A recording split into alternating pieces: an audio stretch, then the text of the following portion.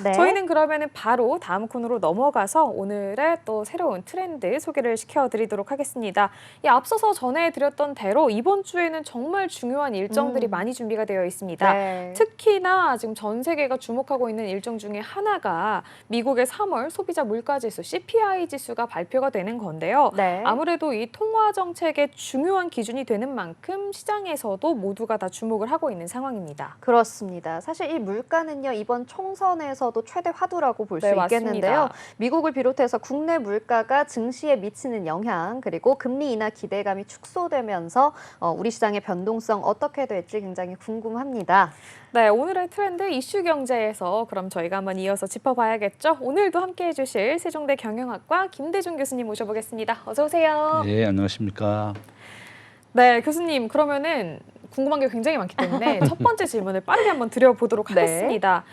일단은 3월 CPI 발표를 지금 저희가 앞두고 있는데 원래 시장에서는 이제 6월부터 금리 인하를 시작을 해서 올해 중에 3번 정도 금리 맞아요. 인하가 될 것이다. 이렇게 지금 이야기가 나왔지만 최근 상황을 상황 돌아가는 거를 좀 네. 보자면 고용 보고서도 너무 지금 탄탄하게 나왔고 매파적 인사들 발언도 계속 이어지면서 이러다가 이거 금리 인하 안 하는 늦어지는 거 거 아니야? 좀 이런 상황인 것 같은데 지금 이 상황에서 이 CPI 전망은 좀 어떤지 그리고 또 교수님의 의견이 어떤지도 좀 궁금합니다.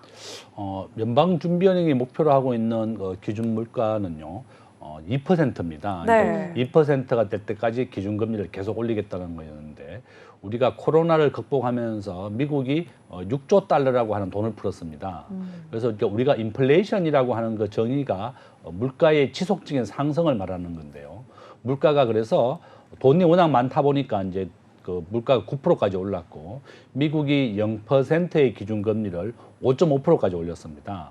그래서 이제 금년 6월부터는 기준금리를 이제 내리겠다. 2월 달에 미국의 소비자 물가가 3.1% 나왔습니다. 네. 거의 한국과 거의 비슷한 추세로 나왔는데 지금 미국의 연방준비은행은 5.5% 물가가 지금 기준금리가 지속된다 그러면 올 연말까지는 목표로 하고 있는 목표치 소비자 물가 2%로 낮아질 것이다. 그래서 금년 한 6월경에 지금 한 3번 정도 0.25%씩 3번 내리겠다고 얘기를 했습니다. 그래서 저는 아마 이번 달에 발표하지만 미국의 소비자 물가도 3%에서 언저리에서 결정될 것이라고 보고 있고요. 미국에는 물가에 포함되는 즉 부동산 가격이 약 한 35% 반영이 됩니다. 우리나라는 물가 지수에 반영되는 그 집값이 약 10%밖에 반영이 안 됩니다. 네네. 우리나라는 월세나 전세만 포함이 되고 자가는 빠져 있는데요.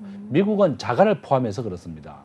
그래서 우리나라는 전체 물가의 약 400개의 품목을 가지고 결정되는데 이 월세 부분만 포함이 되어 있어서 집값이 반영되는 비율이 굉장히 낮습니다. 네. 10%고 미국은 35% 정도 부동산이 차지하고 있다. 그래서 저는 아마 미국의 소비자 물가도 3%로 좀 예정되어 있기 때문에 미국이 예정된 대로 6월부터 인하할 것이다. 저는 그렇게 보고 있습니다.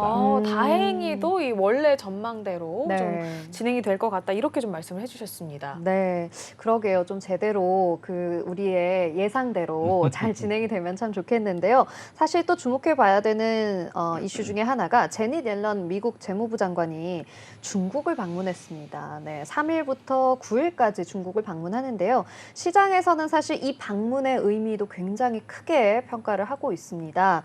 교수님, 우리 재무장관님 왜 중국을 가셨는지 좀 설명 부탁드려요. 예, 지금 현재 미국에서도 가장 큰 이제 문제가 미국은 지금 현재 중국 제품의 약 25%에 대해서 고관세 네. 25% 이미 부과하고 있습니다.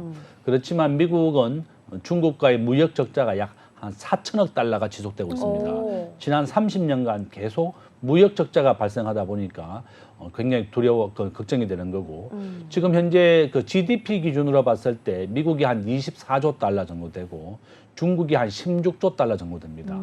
그러니까 미국과 중국의 GDP가 미국의 70%까지 따라왔기 때문에 미국이 본격적으로 중국에 대해서 견제를 하고 있는 겁니다. 세계 1위의 초강대국이 미국이 되어야 되는데 중국의 GDP가 미국을 능가하려고 하기 때문에 중국에 대해서 반도체를 지금 공급을 중단하라고 얘기하고 있고 맞습니다. 네. 오늘 현재는 또 범용 반도체까지 좀 중단을 해야 오. 되겠다. 아이고. 지금 중국은 우리나라는 이미 현재 초고급 반도체는 중국에 수출을 하지 않지만 저가형 반도체는 중국에서 이미 수입을 하고 있습니다. 우리나라가 메모리 반도체는 전 세계 70%를 공급하지만 저가형 반도체는 이미 중국에서 수입을 하고 있고 미국도 마찬가지입니다. 그렇군요. 바로 이런 이유 때문에 제디 앨린도 중국을 방문해서 미국과 중국이 좀 상호 성장하고 해야 되겠다. 올 11월 달이면 바이든과 트럼프 대통령 선거가 있는데요. 지금 바이든 대통령도 중국에 대한 무역 적자라든지 또 이스라엘 전쟁이라든지 이런 게 굉장히 약점이 많습니다. 그래서 어쨌든 중국과의 좀 원활한 교역도 좀 확대하고 무역 적자에 대해서도 미국이 더 이상 계속 적자를 보지 않도록 제니 앨런 방문해서 좀 협의하는 것이다. 어쨌든 두 강대국이 경쟁을 하고 너무 치열하게 다투면 뭐 우리가 새우 싸움에 고래 싸움에 새우 등축이잖아요. 맞아요. 우리가 이제 네. 새우에 취급되고 있는데 이와 같이 미국과 중국이 경쟁을 하고 서로 무역을 줄이게 된다 그러면 가장 큰 피해를 보는 게 대한민국입니다. 네. 맞습니다. 우리 대한민국은 무역 의존도가 75%인데요. 세계에서 두 번째로 높습니다. 한국 전체 제품 수출의 33%가 중국과 홍콩입니다. 바로 중국의 의존도가 가장 높기 때문에 한국이 작년에 무역 적자가 났었다. 그래서 미국과 중국이 서로 협상을 하고 타협하는 것이 한국 경제는 아주 중요하다 이렇게 볼 수 있습니다. 그러면 확실히 이제 저희도 이 이해관계 거의 당사자인 거죠. 그렇기 때문에 계속 이 문제를 좀 주목을 해봐야 될 것 네. 같은데 저는 이 중국의 반응도 좀 궁금합니다. 이 네. 제니 옐런 장관 같은 경우에는 이 중국에게 이제 이야기하기를 너무 이 가격 경쟁이라고 해야 되나? 너무 이제 공격적이잖아요, 중국이. 그렇다 보니까 전기차도 그렇고 뭐 친환경 에너지 부문도 그렇고 이런 것들이 전반적으로 미국의 일자리에 대한 위협이 된다. 좀 이렇게 얘기를 많이 하기도 했고 불공정 무역 관행도 그렇고 뭐 산업 보조금도 그렇고 여기저기 다 이제 이야기를 하면서 너네 이런 거 좀 문제 아니야? 그만해야 되지 않겠어? 이렇게 얘기를 했는데 네. 중국 입장에서는 네, 그만하겠습니다. 할 리가 없을 것 같단 말이죠. 없죠. 중국은 조금 어떤 반응을 좀 보일까요? 지금 현재 중국의 지금 시진핑 주석이 30년 집권을 작년부터 시작했습니다. 네. 와, 지금 현재 30년 찍고. 이제 30년 집권을 시작했죠. 네. 20년 하고 10년 더 하겠다 이렇게 해서 이제 시진핑이 집권을 시작했는데 지금 중국에 대한 외국인 투자가 90% 급감을 했습니다. 중국에 대한 간첩법이 발동이 됐는데요. 지금 관광객이 95% 급감했거든요. 지금 현재 중국은 전체 자동차의 30%가 전기차입니다. 네. 전 세계의 전체 자동차의 10%가 전기차인 반면에 중국은 3차 산업, 그러니까 1차, 2차, 3차 산업혁명이 있었는데 3차 산업혁명을 거치지 않고 바로 4차 산업혁명 넘어가겠다. 이래서 내연기관차를 안 만들고 중국 전체 자동차의 30%가 이미 전기차가 되었고 이것을 더 확대 보급하고 있습니다. 이와 같이 중국의 시진핑이 외국인들이 투자를 안 한다 그러면 우리가 우리 스스로가 좀 더 전기차를 보급하고 확대를 하겠다는 전략이었고 이와 같이 우리나라가 중국은 전체 GDP의 약 30%가 부동산이 차지하고 있는데요. 네. 올 초만 해도 중국의 흥다그룹이 이제 미국에서 파산을 신청했고 바로 이런 이유가 굉장히 중국의 발목을 잡았습니다. 네. 그래서 중국의 입장에서는 일단은 미국과 전 세계 교역을 확대하면서도 본인 스스로가 자기가 살 길을 찾아야 되겠다 이렇게 나아가고 있는 거고 지금 중국은 전 세계에 지금 전기차뿐만이 아니라 배터리 분야 굉장히 스스로도 보급을 많이 하고 있습니다. 이와 같이 중국과 미국이 치열한 경쟁을 벌이고 있고 우리나라도 마찬가지입니다. 네. 지금까지 한국의 경제 성장은 우리가 중국에서 원재료를 가져와서 가공을 해서 중간재 부품으로 중국이나 다른 나라에 파는 전략이었습니다. 그렇지만 중국도 이렇게 스스로 경쟁력을 가지다 보니까 한국과 치열한 경쟁을 벌이고 있다. 이렇게 볼 수 있습니다. 아, 그렇군요. 이 결국에는 이 바이든 행정부에서 가만히 있지 않을 것 같다. 가만두지 않을 것 같다라는 생각이 드는데 사실 그러다 보니까 이 전기차를 포함해서 중국산 제품 전체 거의 뭐 전체에 대해서 관세를 인상하는 카드를 쓰지 않을까라는 그쵸, 네. 가능성을 또 보고 있습니다. 교수님, 우리 바이든 행정부 어떻게 할 것 같으세요? 저는 그렇습니다. 아마 이제 치열하게 경쟁을 좀 벌일 것 같은데 네. 올 11월 달에 대선 전에 네. 바이든 대통령은 중국에 대해서 우리가 고관세를 부과해서 우리가 미국의 일자리를 만들어내는 것이 중요하다. 그렇죠. 우리나라의 삼성전자가 미국의 반도체 공장에 11배를 짓고 있습니다. 용인 반도체에 있는 곳에 11배 정도를 미국 텍사스에 짓고 있고 이미 7조 원의 보조금을 받았습니다. 네. 미국은 TSMC뿐만 아니라 전 세계 반도체라든지 많은 기업들을 미국에 가져와서 공장을 지으면 땅을 무상으로 준다든지 법인세를 면제해 준다든지 네. 파격적인 대우를 해주는데요. 그렇죠. 바로 이렇게 미국의 일자리를 만들어주는 겁니다. 우리가 이것을 외국인 직접 투자라고 하는데요. 우리나라에서 작년에 외국인들이 들어온 것보다 우리나라 기업이 나간 게 4배나 많습니다. 우리나라 기업들이 전부 다 미국이나 베트남으로 공장을 옮기고 있기 때문에 우리나라 대학생 취업률 45%입니다.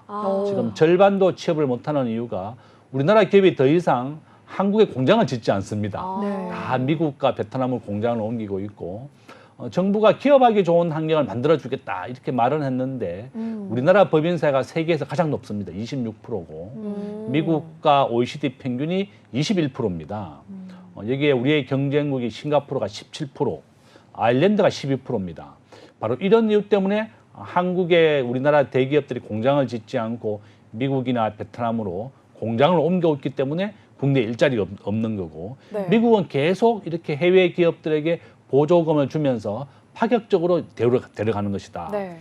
지금 삼성전자의 가장 큰 반도체 공장은 중국의 시안에 있는 공장인데요. 우리나라는 중국에 대해서 반도체 공장 70조 원 정도 투자했습니다. 네네. 삼성전자가 35조 원, 하이닉스가 35조 원을 투자를 해놨는데 미국이 요구하는 건 그겁니다. 중국에 더 이상 최신형 반도체도 공급하지 말고 범용 반도체도 좀 공급하지 마라.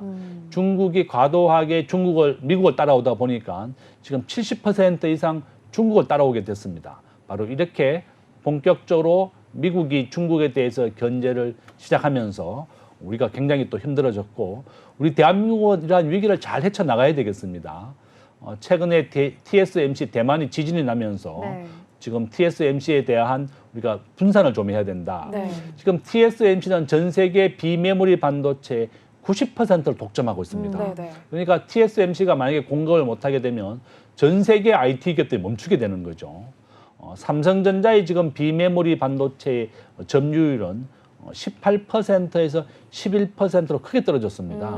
그래서 삼성전자나 많은 반도체 기업들이 너무 TSMC나 대만에 의존하지 말고 한국을 포함한 기업에 분산을 해야 된다. 이렇게 대안으로 제시하고 있는 것이다. 네네. 그래서 지금 현재 우리나라의 평균 관세율은 12.5%고 미국은 3%밖에 안 됩니다. 그렇지만 중국의 제품의 약 30%에 대해서는 이미 고관세를 부과하고 있습니다. 미국은 25% 고관세를 부과하는데 아마 11월 대선을 앞두고 있기 때문에 바이든 대통령이 더 고관세를 비중을 높일 확률이 높다. 이렇게 무역 적자를 계속 이렇게 방치할 수 없기 때문에 그렇다. 저는 그렇게 봅니다. 네. 네, 잘 들어봤습니다. 어쨌든 이 중국에 대한 미국의 경제 보복 그리고 이 견제가 점점 본격화되어 있기 때문에 우리나라는 그 안에서 잘 살 길을 좀 찾아서 그러네요. 이 증시를 위해서 좀 노력을 해봐야 될 것 같고요. 다가오는 이 CPI 발표 그리고 이어지는 PPI 발표까지 저희가 좀 체크를 해봐야 이 증시의 향방을 좀 체크를 해볼 수 있을 것 같습니다. 네. 일단 오늘 좋은 말씀 잘 들었습니다. 저희는 또 우리 교수님 다음에 모셔놓고 또 결과 나오면 그 이후에 네. CPI 그리고 PPI 이야기도 이어서 해보도록 하겠습니다. 오늘도 감사합니다.